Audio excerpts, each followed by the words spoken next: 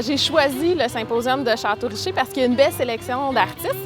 Je travaille en jus, en superposition de couleurs. C'est principalement à partir des gens que je rencontre puis des lieux que je visite. Quand vous dites que vous travaillez en jus, c'est quoi? Ça ressemble un peu à de l'aquarelle, c'est le même principe. Donc, c'est de la peinture qui est très, très diluée. Je travaille en transparence, en superposition. Puis ensuite, je vais faire une finition soit au crayon ou avec du pastel à l'huile. Eh bien, l'année passée, j'étais venue et puis c'est Art et Reflet que ma carrière a vraiment commencé. Alors, il fallait que je revienne cette année, c'est sûr. Bien, moi, je fais des œuvres, dans le fond, en 3 dimensions avec de l'époxy.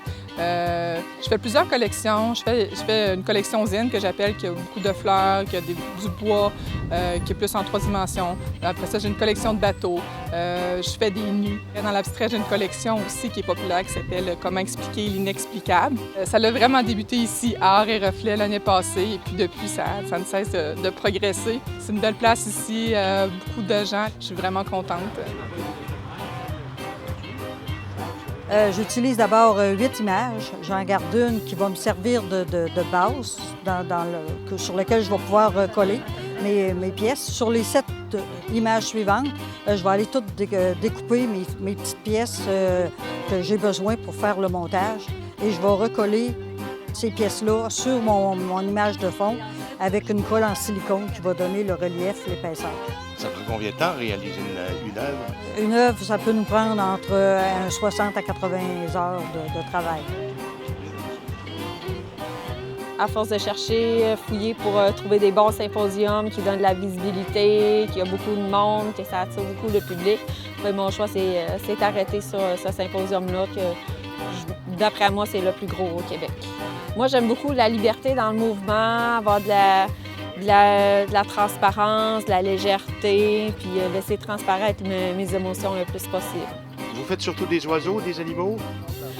Je fais des animaux de temps en temps, surtout des oiseaux. C'est surtout parce que pour moi, ça représente la liberté dans mon art, dans mon mouvement. Métallisé. Ça fait quelques années que j'entends parler de Château-Richer. Ça n'a jamais donné vraiment que je vienne dans le coin. Alors cette année, j'ai vraiment décidé de participer à Château-Richer et j'ai eu un beau succès. À date, ça va très, très bien. La technique que j'ai mise au point depuis 2 ans, c'est vraiment d'adopter plutôt des matériaux brillants, c'est-à-dire de l'acrylique métallisé, la feuille d'or, la feuille de cuivre et de la feuille de bronze. Fini époxy, très important, sur une toile de bois qui vient vraiment, vraiment rehausser toute la coloration et la brillance. L'époxy, pour moi, c'était merveilleux, une belle découverte. Vous êtes la seule au monde à faire ce travail-là? Oui, effectivement, c'est quand même quelque chose que j'ai mis au point, ça fait 2 ans. Il n'y en a pas sur le marché. Unique, unique, unique. C'est ma première visite. J'ai fait plusieurs symposiums, puis je me suis dit, il faut que j'aille faire Art et Reflet. Et je me suis inscrite, puis je suis heureuse d'être ici cette année-là.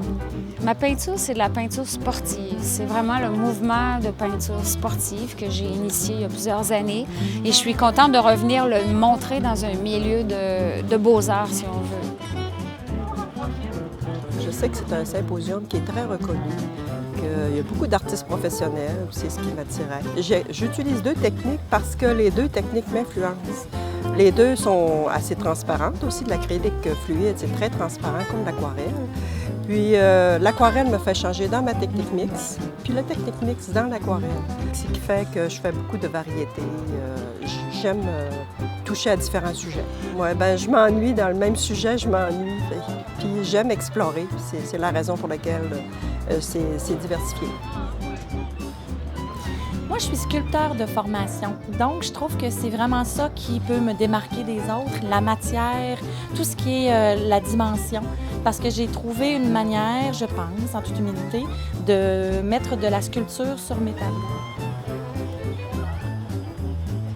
Ça a commencé comme ça, un dimanche après-midi. Je m'assois devant ma toile, puis j'ai comme pas vraiment d'idée. J'ai un dessin d'un tigre qui était déjà fait. J'ai commencé à mettre de la couleur, puis j'ai fait des petits carrés pour faire le fond en arrière. Puis là, je fais comme, ah, ben c'est le fun, ça sort bien. Fait que je dis, je vais essayer de faire le sujet principal, l'animal, aussi de cette manière-là. Puis, ben, à ma surprise, ça a fait, ben, wow, Fait que je suis partie, j'allais m'acheter des pinceaux parce que j'avais pas vraiment les bons pinceaux. J'allais me chercher des pinceaux carrés parce que c'est tous des petits carrés de différentes grosseurs. Puis, voilà, j'appelle ça style pixel un peu. Ça ressemble à du pixel. Ce que vous faites, ça me fait penser à Bottero. Oui. Y a-t-il un lien? Oui, en fait, c'est sûr qu'il y a une certaine inspiration. C'est un artiste que j'aime beaucoup. À la base, je me suis inspirée de Laura Cadieux, du film Laura Cadieux, pour avoir des femmes bien en chair, amoureuses de la vie, qui aiment le bon vin, le chocolat, les plaisirs de la vie, quoi. Puis, j'aime ça les mettre là, dans toutes sortes de situations différentes maintenant, là.